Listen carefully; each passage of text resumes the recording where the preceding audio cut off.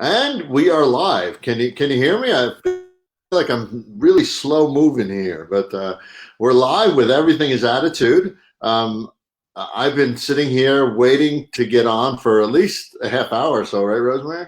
Oh, oh, you know what we call those in England, don't you? We call them you know, we call them porky pies. We call them porkies, actually. We call them porkies. Anybody in England listening now will know exactly what I'm talking about. In America, they won't, but yeah. Pardon? I said in America they won't know, but I'm sure you can No, well, explain, right? a porky it's sort of a slang. It's like, it's actually sort of a London slang, but we use it all over the country. So a porky is a pork pie, which is a lie. So if you're telling porkies, you're telling lies. Well, That thankfully was you trusted that. that was one big whopping porky right there. Yes, exactly. Well, thankfully you trusted that I would get here, right? Well, yeah, I guess I did. I did start to worry sort of 3 minutes before we were due to go on. I thought, but here you are, and thank you for that. I know you've been rushed around, and but this also means usually in Everything is Attitude. Am I on? Is it my turn now? Yeah, your turn. Oh, all Handing right. it, handing it off. Yes. Sorry. Thank you, Al. Anyway, my partner in crime. Usually before we do these shows, we usually have at least 10-15 minutes to chat beforehand to talk about what it is, what the subject is going to be today. But we didn't do that. So I'm choosing the subject. Al, we've had no conversation about this whatsoever. So I mean, it's a bit like, when you go for coffee with friends and you sort of chat around. Nobody decides beforehand what they're going to talk about, do they? You get there, you have your coffee or whatever it is, and then you, not that I drink coffee actually, but then and then you just start talking and the subject pops up. So here we are. So we're going to talk today about betrayal, because I've had quite a few emails and quite a few people asking, uh, you know, about betrayal. And one of the biggest betrayals that we all know, when we think about betrayal, one of the biggest things I think in this day and age is the betrayal of a husband to a wife or a wife to a husband, because where there's a husband betraying a wife, there's usually a wife betraying a husband, two and two.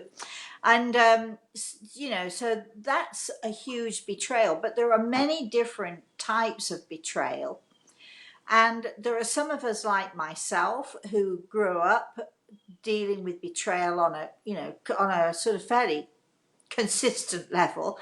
And, sometimes you ask yourself, is it me? Did I, what am I doing that I keep coming across these betrayals over and over and over again? And you do start to wonder, is it you? Is there something about you that causes you to either pick people or choose people to be in your life who you should really avoid like the plague? Or I mean, is it something about you? Is it your aura? Is it your energy that draws people to you who are not going to be necessarily, let's say, honest? And so many of us, and Al, I'm going to, so think about the times that I'm sure all of us have had a betrayal of one sort or another, small or large.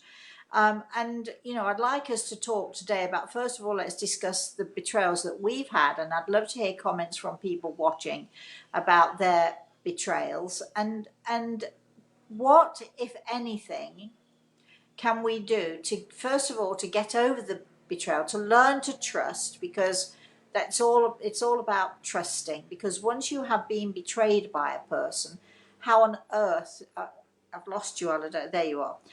Once you've been betrayed by a person, how on earth do you then deal with that? You know, especially if it's someone in your family who's betrayed you, they're still family. You can't exactly, you know, get rid of them so easily.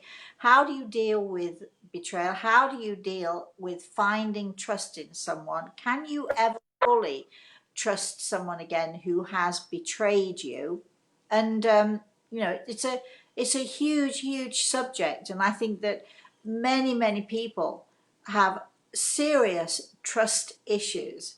And a lot of those trust issues, as I just said earlier on, when we talk about betrayal and we talk about, you know, sort of having people in your life who betray you, and I've had I've had a lot of people in my life who betrayed me one way or another, in not in small ways, unfortunately, often in big ways. And it becomes, I think, an issue if you're not careful as to trusting yourself. How do you trust yourself to enter into another relationship, whether that relationship is, you know, sort of a love interest, a partnership, a business partnership, you know, whether it's someone who works for you. You know, how do you, you know, how do you learn to trust yourself, and how do you learn to trust your judgment into making decisions about, you know, who to trust and who not to trust? And if you don't trust yourself, how can you really trust other people? There's always got to be those doubts in your head. And is there anything that we can do about it? Al, what do you think? I'm sort of putting you on the spot now, because you've only, you know, you're probably wanting to take a breath from racing in from wherever it is you've been. But I've given you enough time now to take a breath. So let's hear what you have to say. First of all, have you ever been betrayed? And if so, I mean, you can say how, or you can choose not to say how, but whatever. I But think there's been a lot of times I've been betrayed in the work environment, with friendships. One I could share in a little bit when I was younger. I think there have been a lot of times that I have been betrayed, and it's something that I mean, it's kind of like, which came first, chicken or the egg. I think if you're naturally a trusting person, you probably won't see the betrayal coming, right? And you may be susceptible being betrayed. can I But can I just stop you, because you, I don't know if it's just me, but as you're coming over to me, your voice is breaking up a bit. It sounds a bit tinny. I don't know if it's a question of just yeah, the my connection phone the or connection is not great. So I'm going to drop out and come back in. okay.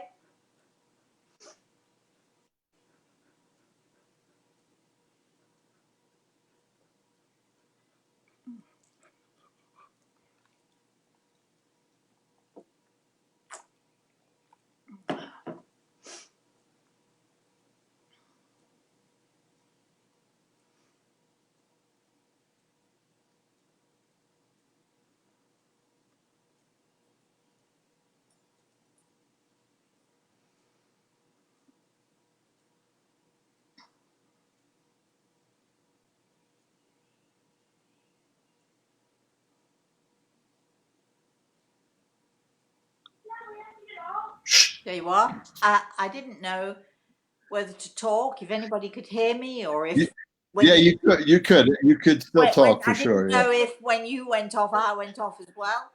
So I'm sitting here sort of blankly gazing at the screen. Anyway, so all right, so carry on. That's, you sound better, so that's good. Do I sound better? It doesn't look much better. Yeah, It sounds better. yeah.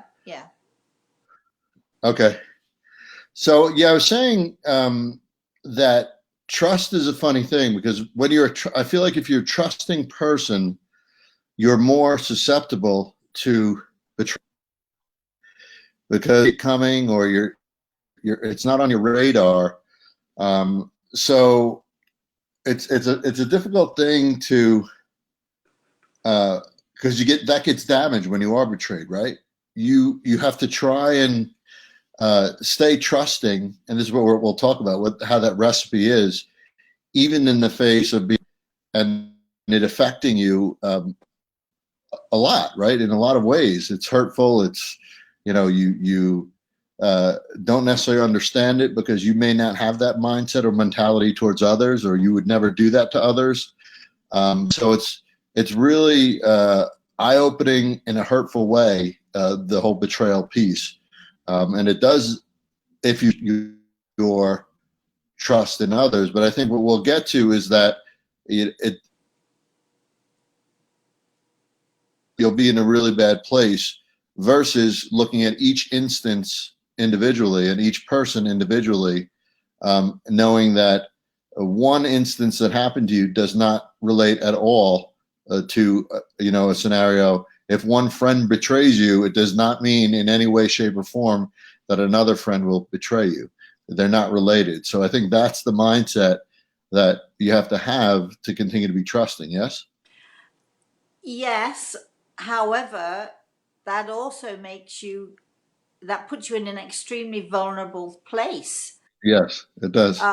once again. And do you really want to be in that vulnerable place? I mean, I know because people come to me all the time, there are so many marriages that don't really stand a chance because they might be second or third marriages, and one or the other partner in the marriage, or sometimes even both partners in the marriage, are judging the marriage and judging the new wife or the new husband on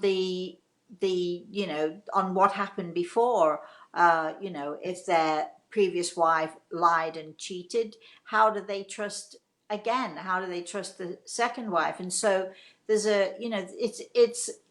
it's difficult because when you are betrayed, I mean, I was certainly betrayed by my family. I was betrayed by my father, and I hate saying that because I love my father to pieces, but nevertheless there was a betrayal because he didn't protect me. And I think when parents don't protect their children, you're betraying that child's trust, and you're betraying the honor of the parent to do what's right for the child in the child's best interest, not in the parent's best interest. I was certainly betrayed by my mother. I always say I'm grateful for that. I know it sounds weird, but I am grateful for those betrayals because through those betrayals I learned how not to be, as far as being a mother, as far as being a parent, and as far as being a human being. I decided, when I was fairly young, that I would not be like them. So in some way, betrayal or experiencing betrayal is I'm not going to say it's a good thing, but it's not necessarily a bad thing if you can learn from it and if you can take something from it. But of course, one of my biggest public betrayals, and everybody knows about it, is the millions of dollars that was stolen from my assistant, who not only betrayed me, but she betrayed every one of my clients and all of those people who used to come to Vermont for the workshops and the lectures. And every time she took money from them for tickets, and every time she looked at somebody and smiled and said, "Are you having a good time?" and so on, she was betraying every single person. Never mind the betrayal that she perpetrated on me. And how and you know and people would say to me all the time afterwards, "Well, you won't trust again, will you? You won't let that happen again." And the truth of the matter is, I would say, but if I don't trust again, I'm not me, am I? Suddenly I start to become another person. I have to, and I had to, in that particular circumstance, because it was very bad. It was very public, and all of those people who want to say mean things against you, boy, did they have a field day.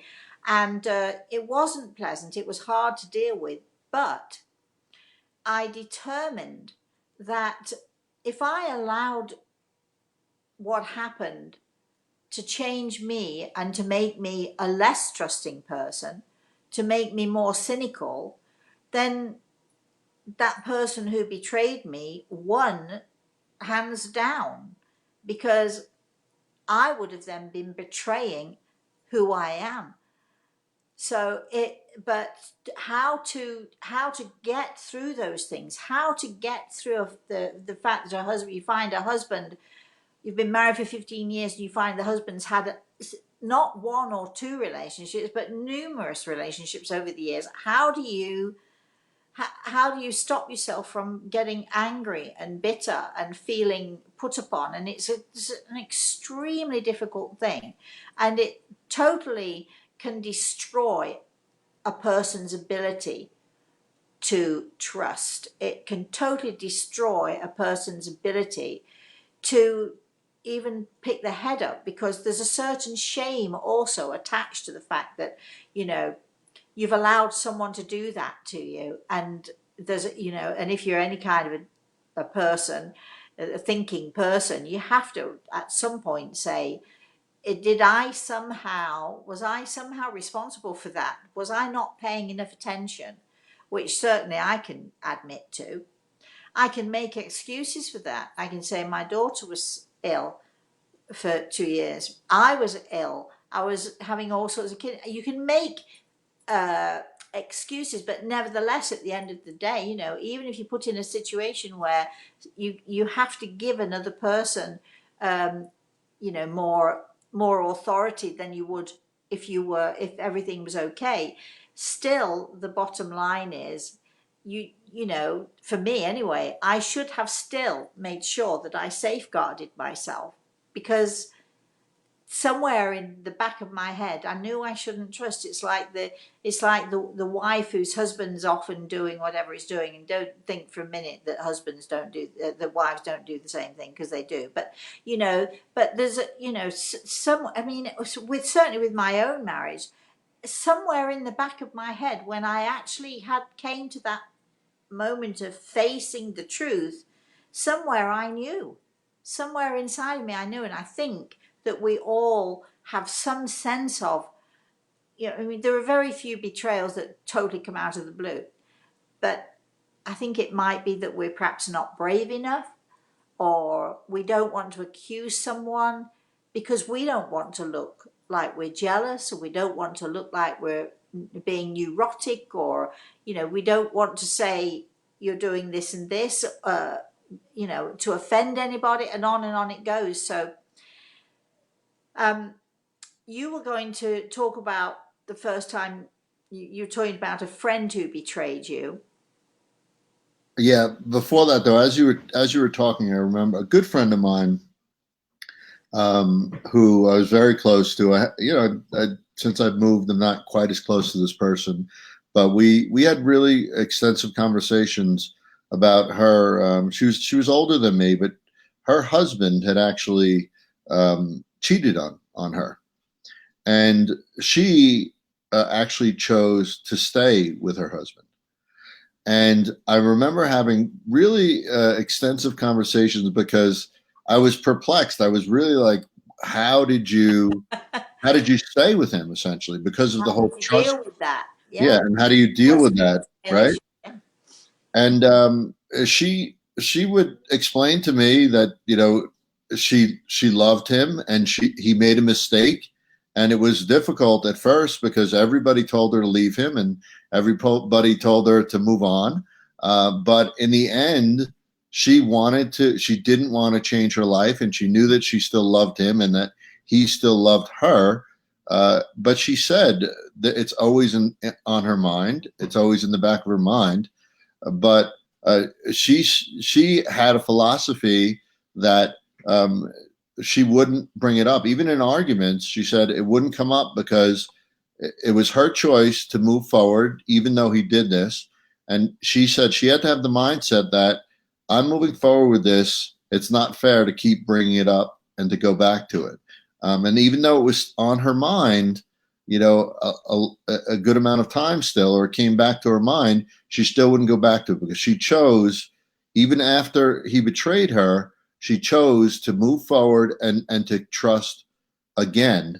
And it was an active decision, and really not an easy decision. I don't know that I ever could do that, but she's happy with him again, but it was her choice, right? It was her choice to trust again. And I think trust in general is like that. If you look at even within the same instance of a husband cheating on a wife, you could again trust even that same person if you choose to do so, but know that there is a possibility that, especially if it happened once with a particular person, probably a higher possibility that could happen again with that particular person if you stick with them, right? Well, I was married, and my husband, aside from, of course, after I caught him this one time, I mean, I literally caught them in the house, in my house together, in my bed together.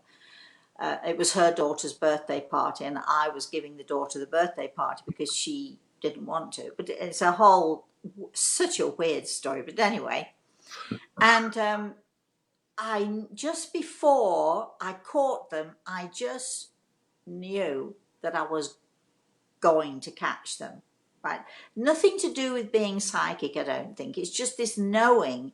You see things, but you don't want to see them. And especially if it's your best friend, you don't, I have to say that I trusted my best friend more than I trusted my husband. Um, but anyway, so, I, I chose, my daughter was 5 years old, so I chose to go back. But what he did, which was the very worst thing that he could possibly have done, was he said, "I'm now." We sat down, want to talk. I'm going to be perfectly honest now. Worst thing he could have ever done, really, because he went through the list. The week before we got married, this was this, and this was that, and that infection you got was a waitress in Romford, and on it went. And he sort of bared his soul to me.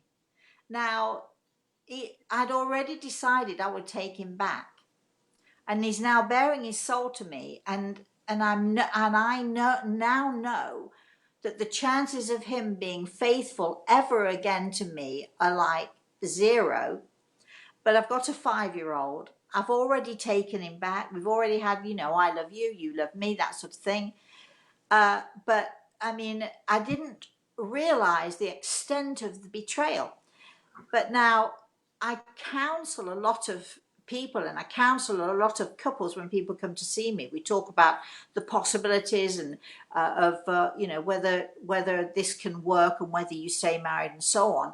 And you hit something when you're talking about your friend, and she obviously was extremely wise, because as hard as it is when you're having a fight, when you're arguing, if you take somebody back and it doesn't matter whether it's husband and wife or whether it's business partners or, brother, sister, doesn't matter of the relationship. When you take someone back and you agree that this, whatever they did was awful, but, well, you're going to give them the benefit of the doubt and a second chance. If you then keep bringing it up, or you throw it back at someone every time there's an issue or a problem, then the relationship is not going to work. And I counsel people all the time, if you really want this marriage to work, you will move on and you will never mention it again, unless it's to help someone else in the same situation or the same circumstance.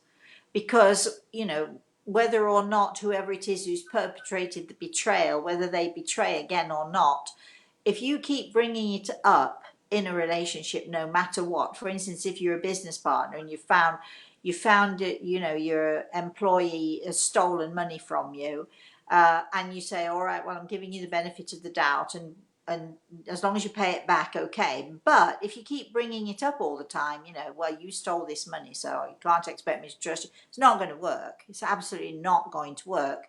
And if you accept something like that, you've just got to, I suppose, put your money where your mouth is, in a way. It's not about forgiving someone, I don't think, because I'm not big on forgiving. I'm much more about accepting. So I've accepted that you're a liar and a thief, but I'm also accepting that you're going to tell me you're going to pay it back, and this is the way to pay it back. So therefore, I'm going to say either I'm calling the police or get out, find another job, or I'm going to say, all right, I'm going to give you this chance to put this right.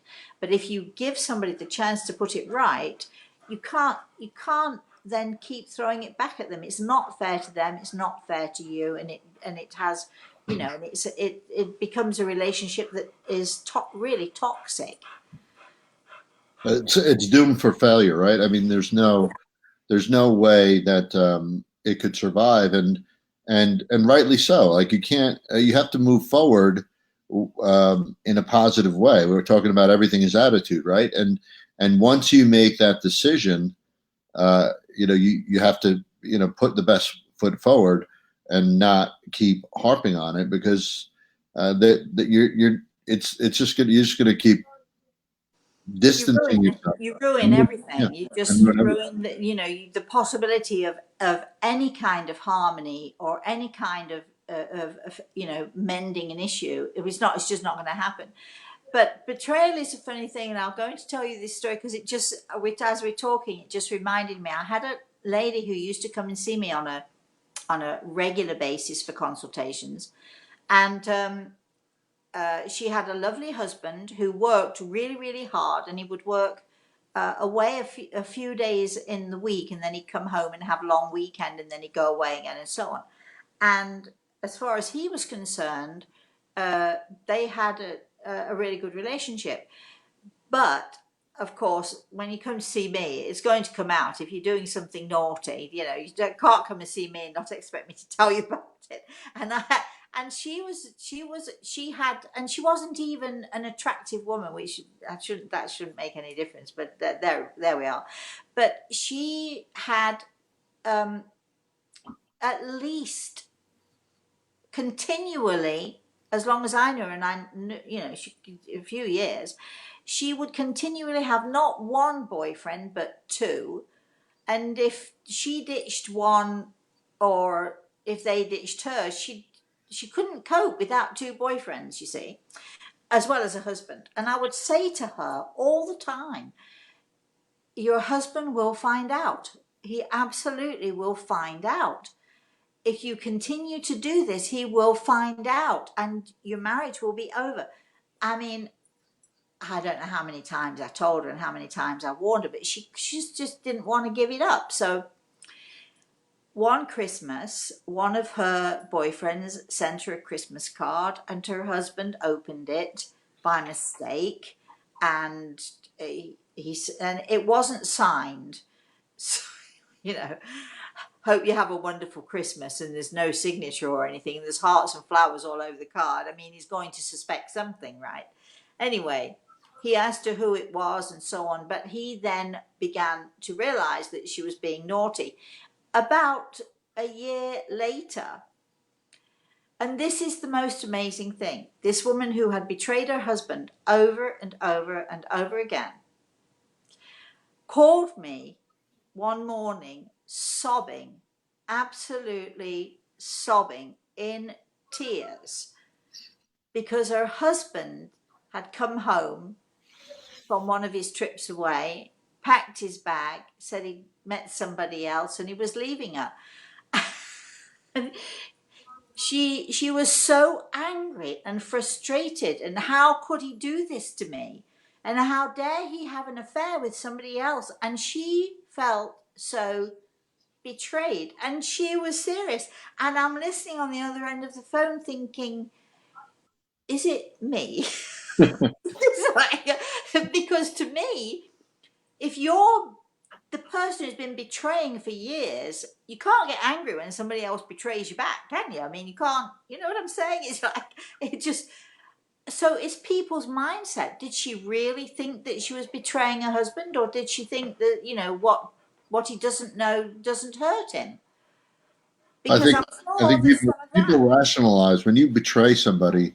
People rationalize that what they're doing is okay, Yeah. and that makes them feel that it's okay. Otherwise, I mean, that's my hope is that it's rationalization and to make themselves feel good. But I think some people betray and don't really care either, right? They know fully Well, well I what know they're that doing and don't care. when people have stolen from me, and unfortunately, it's happened more than once, and I've only got myself to blame. in a way, because I should be paying more attention. But people have actually said, well, you know, she's got enough money, she can afford it, so then it's okay to steal. And as you've said, people rationalize. You know, a husband will go off, you know, on a trip. Oh well, she'll never know. What she doesn't know doesn't hurt her. But here's the thing: when we think that nobody can see, and when nobody's watching, and it's all secret, and all the rest of it, we know, really, don't we, that even if those of us who are on this earth don't see, there are lots of people in the spirit world who are willing to tell. And it was very weird, I tell you, in my particular circumstance. You know, my husband had been doing this since before we were married, as when we were courting, before we were married, after we were married, and never really, just, you know, it was like it was a way of life to him, you know. Um, and the worst thing is that you really start to doubt yourself, and you think you're worthless. And betrayal very often affects people, and it makes them feel that they are worthless, when in fact it had nothing to do with me. It's all about that person who simply can't help lying or whatever. But I forgot what I was going to say now. But I mean, it people justify, they justify all the time, and there is no justification. When my I know what I was going to say. When I found out about my husband in the weirdest way, and it was 3 months after my father died. And I know to this day, I believe to this day, that my father, when he died, saw what was going on and thought, well, I'm putting a stop to this. And, you know, it happened in a really weird way, how I actually found him that first time, and how I found out an absolute liar and a cheat he was. I mean, you and I would say, how do people live with that? But that's because you and I have a conscience. You and I are basically honest people. Not that we've, you know, I can't hold my hand on my heart and say I've never told a lie, because I have. But we're basically good people. We don't lie unless we, you know, we feel it's necessary, uh, very often to save somebody else. But I mean, you know, it's difficult. How do you, when you have been betrayed, how do you retain the trust in your own self? How do you find trust in other people? How can you, you know, are there ways that we can deal with this? And do we have any comments? I'm interested if Yeah, we. we actually have a really good comment or two from Maggie. She said, Rosemary, my oldest daughter caught her dad cheating with the neighbor at the age of 8. And he Oh, told her if she told me, she would be responsible for the family breaking up. I didn't know she saw this in experience, but I knew he was cheating, and I tried to keep it from her daughters, for he was or is very volatile and makes people pay when he is caught. that Unfortunately, that happened to me with my daughter, and she was 10, and caught her father, who said, you know, basically, I can't say he threatened her, but she was threatened. And that was a dreadful, dreadful circumstance. yeah, That was she an she awful said circumstance. I'm she sure it said was for Maggie. Yeah, she said, unfortunately, he made her pay her whole life, blaming her, and she did everything to have her dream dad, but he never was. Well, no. And he said, my ex couldn't understand what he had anything to do, what he did had anything to do with me or our family. He told me if I hadn't done so and so, he wouldn't have done what he did. So he Yeah. It's blamed. always, there are those people, it's always somebody else's fault. It's, well, your fault because you've not been a good wife to me, or it's your fault because you don't have my dinner on the table in time, or it's your fault because, and so on and so forth. And that's really those people who have perpetrated the betrayal are just looking for excuses to basically excuse the behavior. They're just looking for reasons to excuse the behavior. And And Rosemary, even we were talking about rationalization. Her ex faked colon cancer when he was caught, and told me he didn't understand. So, like once once you got, we probably have a whole show on lying, on lying and going down that path. And yeah, the more you lie, the more you don't realize you're lying. but that is not unusual. Right. That what she's saying there is absolutely not unusual. But I like to say this to people: you can find 1,000 reasons for betrayal. You can find 1,000 reasons why you would cheat or that you would lie. And not one of those reasons makes one good excuse. You know? Right. And I think if we try and bear that in mind, so if somebody's going through, and I'm sure there are people perhaps even listening to us as we're saying this, people who are going through that same thing, going through that awful, the sickness in the stomach, the anxiety that betrayal brings, and you do start, and all of us, we start to doubt ourselves when we've been betrayed. And I think that one of the things we have to throw in the pot here is to say, to sort of be rational. Of course, your emotions are all at sea, and it's hard to be rational. But be rational. Understand that the problem does not lie with you. It lies with the person who perpetrates the betrayal. If that person wants an affair, or if that person needs money out of the business, or if that brother needs to, get something from the sister and he does it in a sneaky way, all these people who want this or perpetrate these betrayals, all they've got to do is stand up and honestly, the business partner, I need money, do you mind if I borrow from the business? Or, I'm in a fix. There's no need for anybody to lie or cheat on anybody else if you can just speak up. So we're talking about understanding, and this is a big thing, understanding that the person who is perpetrating that betrayal is a coward.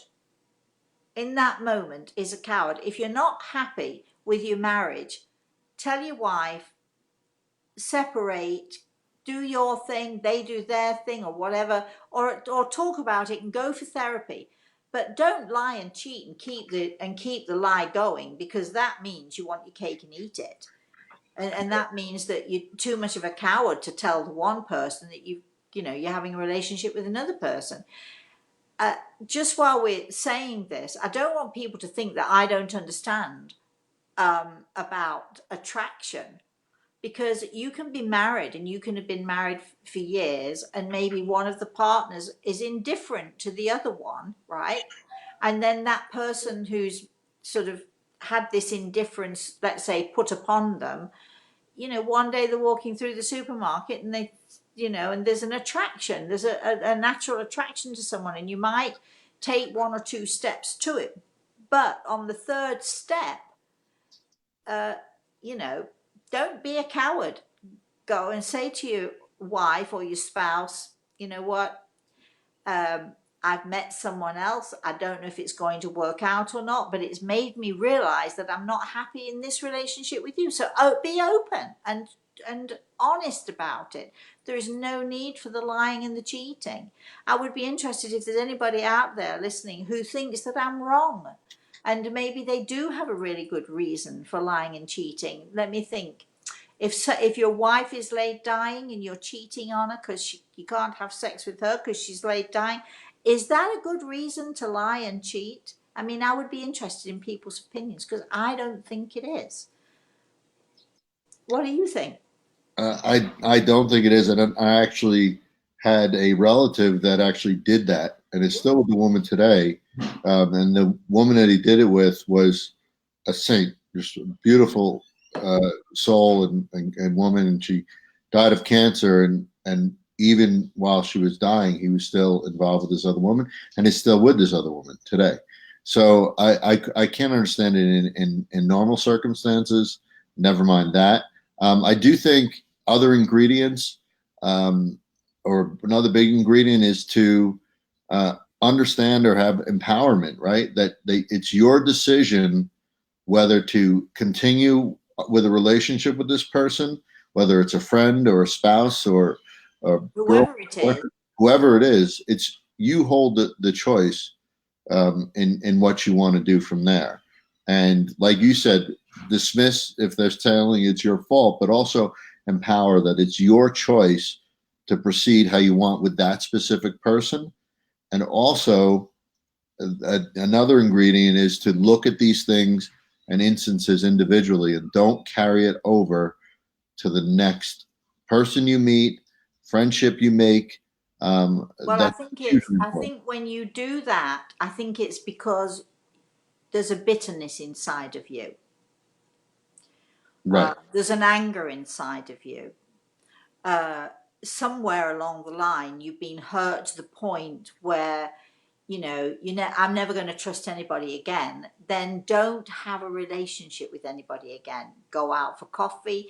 I always say have a relationship with benefits, but don't plan on marrying someone or having a full on relationship with someone if you are of the mindset, I'm never going to trust anybody else again. I would also say, this is a big one, but I've been through it, and so I'm speaking from my own personal experiences. And some people would say, well, you're wiser or you know better, but no, I'm just as capable of being hurt as anybody else, and I'm just as capable of suffering, and I'm also just as capable of feeling anger and not so much bitterness, because I don't let it enter into my line. But if you give somebody a second chance, if you are betrayed and you give them a second chance, if they betray you again, it's your issue. You knew what they were, you accepted them, you cannot blame a second time, because you're the one who said, okay, then let's try again. And you're the one now who has to take the responsibility. So, what is it? Fool me once, shame on you. Fool me twice, shame on me, or something. I mean, it's about taking responsibility. And also, when you are being betrayed, I think it's really, or when you have been betrayed, I think it's really important to take a look at yourself, to understand that the person who betrayed you is a coward, is a liar, is a cheat, or whatever. However, I think it's a really good opportunity for you to look at yourself and to see, am I that kind of person? Who was I so needy and so desperate for a relationship with my brother that I didn't see that he's always been a liar and a cheat? What is it about me that keeps me in that place and not wanting to let go?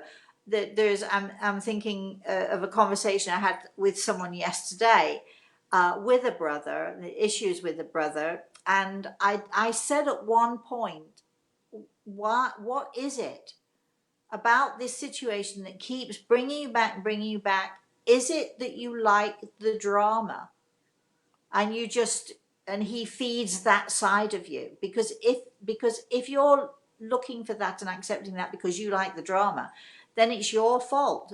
After a while, if you keep allowing someone to lie to you, and with no consequences, then you're you can't blame them anymore. It's your responsibility. So accepting responsibility, or having a good look at yourself and really asking yourself, what is it about me that do I need to change me in some way?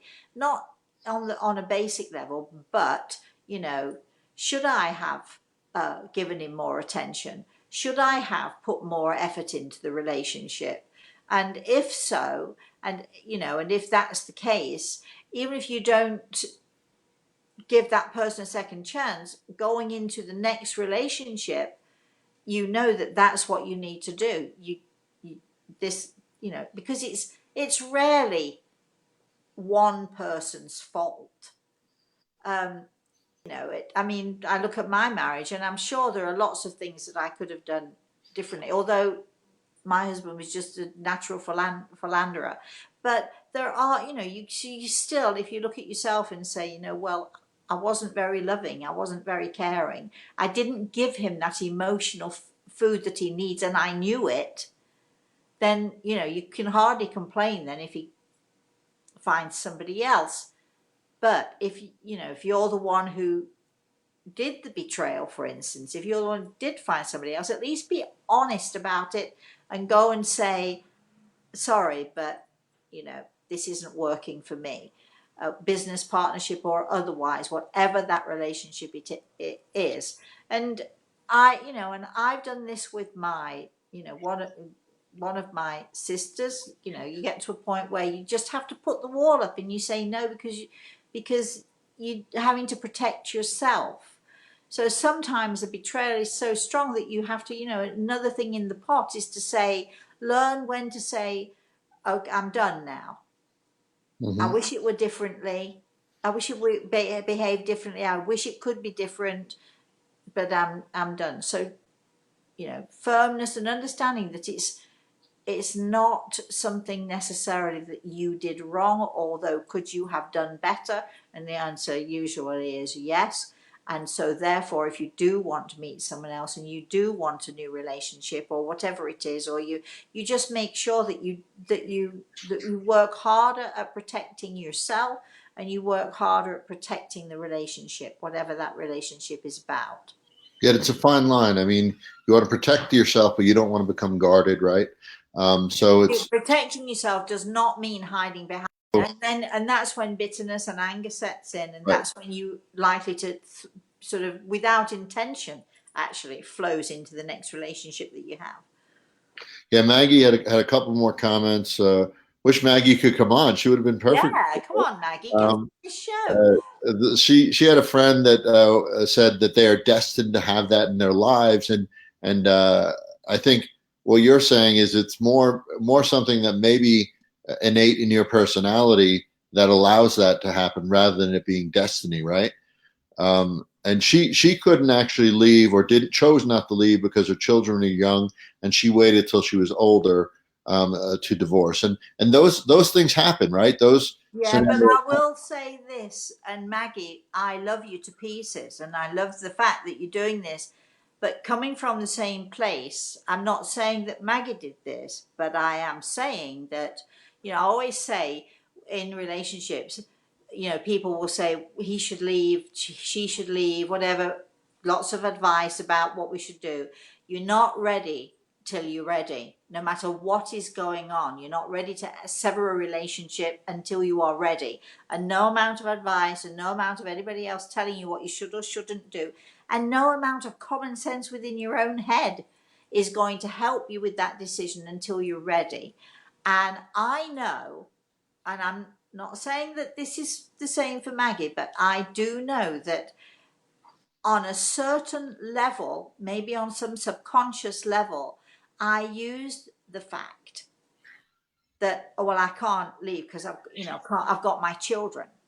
But the truth of the matter is, here's the bottom line here. Often children are far better off when their parents are living separately, because at least then they have a chance of having a reasonable relationship, and there's none of this arguing and fighting and bitterness going on, and the children aren't there watching it all and seeing it all. I grew up in an environment like that. So I know that on some level I made my daughter an excuse. Before then, I had two dogs. I made the dogs an excuse, because I wasn't brave enough. I wasn't confident enough in my own self. I was nervous about the financial aspect of it. But so you're not ready till you're ready. But when you are ready, regardless of children, dogs, cats, whoever it is, when you're ready, you'll do something about it.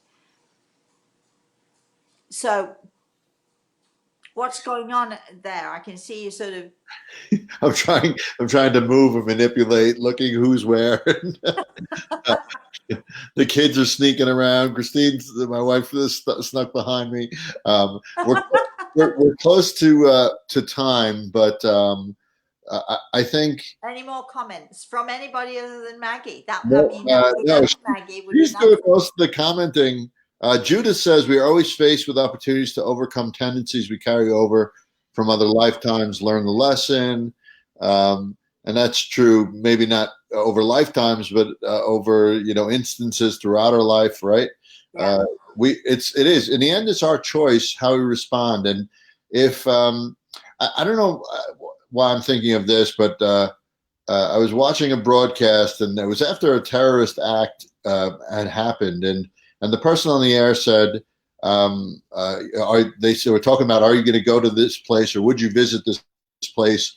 And the person said yes, because if I don't go and visit that place, then the terrorists have won, essentially. And I think that happens with somebody who betrays you. If you let that person affect the future decisions and future relationships, that negativity that they had, and the negative attitude and the negative perspective they had on, and rationalization and all that stuff is winning in the end, and you're succumbing to a negative attitude and a negative way of living your life versus keeping it in your own sphere and having your own choice and deciding that every instance is new and should be judged fairly and not judged on what's happened in the past, right? Yeah. I mean, this is what I said, in the beginning when we were talking about, the person who stole the money, and people and husbands and all that, and so on, and all of the different betrayals, and people say, well, you're not going to let that happen again, or and well, you'll never trust anybody again, will you? That sort of thing. And I mean, I made a conscious decision, and I think this is another thing that goes into the pot, making a conscious decision that you're either going to allow people to affect who you are, to change who you are, and that comes from anger, it comes from bitterness, it comes from confusion, it comes from, not understanding what happened, what have you. Or even though you don't understand it, and even though you are confused, you just, I think it's important. It was certainly important for me. I made a conscious decision that I was not going to let other people's actions determine the way I am, the way I want to be. I want to be trusting. I want to trust people. I want to like people. I don't want to go around. I don't want my life to be one constant round of, wondering, are they trustworthy or are they trustworthy? I don't want to be that way because I'm a very open person. I mean, I'll open my door to anybody and invite anybody. And I know you shouldn't do this. I'm not advocating, but people do that. But on an emotional level, I'm a very willing and accepting person. I like to take people as they seem to me, and and if people seem nice and what have you, I do not want to be that person who's always suspicious that somebody's going to do something awful to me. I do not want to be. I do not want to live my life being suspicious of other people and worrying and fretting. At the same time, there are safeguards that we can take. And one of those safeguards is to not open your purse to anybody who comes along. If you're in a business situation, to make sure that there's always a third party watching over those books, a neutral person, if you like. Or go to your bank and make sure that people can't just draw things out as and when. If you have a family situation, that's much harder for people when it's family involved. But there are ways that you can protect yourself, because if you know that you've got a brother who lies and cheats with everybody else, you can guarantee that he's going to lie and cheat with you too. So don't do business with him. Don't put yourself in a situation where you're going to rely on him, because if you see, just take a look at how people treat other people. And Or, when it's family, you can often see much clearer. yeah, and even if it's the old next to the water cooler at work, and someone comes up to you and starts talking horribly about a coworker and what they're doing, Yeah. you take notice of that because they're likely, You know good they're going to luck do it to you too, don't you? If or about somebody, you, so, exactly. yeah, if somebody's going to be mean or bad mouthing somebody else easily without it, without thought, you know that the minute you're out of the room, they're gonna, they're gonna have a go at you as well. So that's So yeah, that so awareness, right? pay attention to people's behaviour, and don't be afraid if somebody says, we're having a party, do you want to come? And you don't particularly like them. Don't be afraid to say no. Thanks a lot, but no. Exactly. You know, Your choice, always your choice, like we mentioned, right? yeah, just be aware. Just be aware of other people, and you can be the nicest person in the world, and make sure that you do the right thing always. But sometimes the right thing is to say to somebody, I really appreciate you inviting me for coffee, or I really appreciate that you only want to come to me for coffee, but if there's a slight hesitation in your mind about that person, about that person's character, you say no. Thanks a lot, but no. And you can do it nicely, and then that way you can safeguard yourself. Yeah, and what you said before too, Rosemary, about like not letting the betrayal affect future decisions and what you're doing in the future. I mean, that goes for your overall attitude too. If someone it doesn't greet you or is nasty to you earlier in the day, if you let that affect you and you're nasty to the next person, I know. those are the same choices. So it's really in general about your attitude. Each instance moving forward is really independent of past instances, right? And that's a mindset. If you to want to be, have that positive attitude, that you need to hold close to your heart. to be fair, when people suffer, as Maggie has told us, and that it's an awful story, and it's wonderful that she's able to come on here and just talk about it and share that. But when people are betrayed, um, it's it's so hard to have a positive attitude about that. But if we have a negative attitude, we are destroying ourselves. So, you know, we have to try to move forward and not to let that bitterness infiltrate, and not to let the anger and the frustration infiltrate.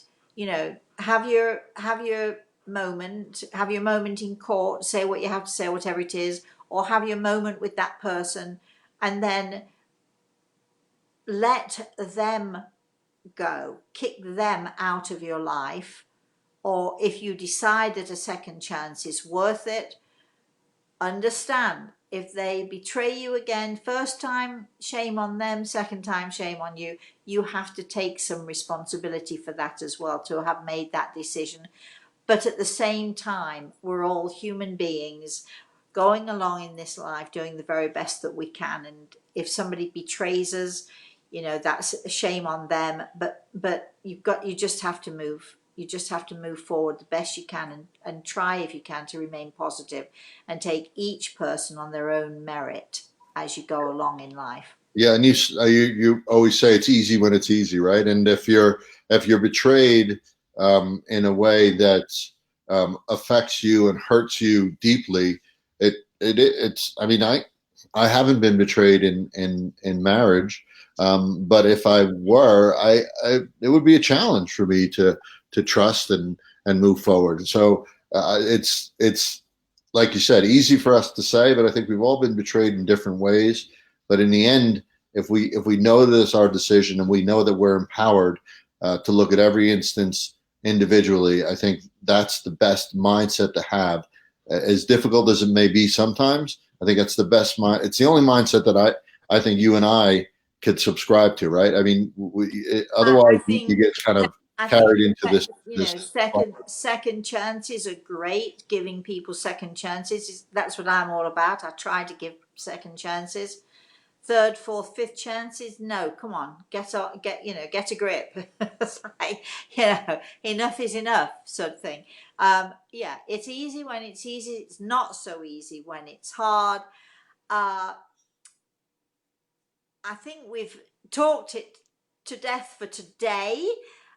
Anybody out there who is, thinking they have a topic that they'd like to talk about, please, email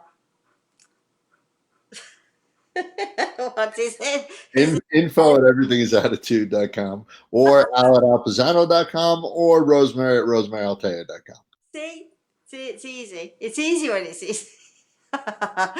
And thank you everybody for listening, for joining in. Again, if you have a topic, we'd love to hear from you. Maggie, if you'd like to come on the show, we'd love to have you on the show. You don't have to be on camera. We did have somebody, was it Karen last week, who was Yes, not on on FaceTime. camera, Yeah. and Yeah. it was perfect, worked perfectly well. So Yep. don't, you don't have to worry about that. Anyway, thank you, Al. Thank you for racing to make this show and get the, because you were huffing and puffing a bit when you got It there. was almost from the car, the show, but it worked out okay. Anyway, we shall see you. We had a great class last night. I just want to mention that. We shall see you when? On Thursday mornings on the YouTube show. If you're not sure where to go for that, YouTube/Rosemary Altair or something. It's my own channel. If you want to know how to get to it, email us, one or the other of us, and we'll send you a link. And of course, we shall be back here again next week. Goodness knows what the topic's going to be next week. If anybody's got suggestions out there, we're open to them, but we have a lot of fun, don't we, Al? So We do. thank you, Al, for managing to get here by the skin of your teeth. Thank you all for watching, and you know what I'm going to say next. Until we see you again, please, please, please have a very, very, very blessed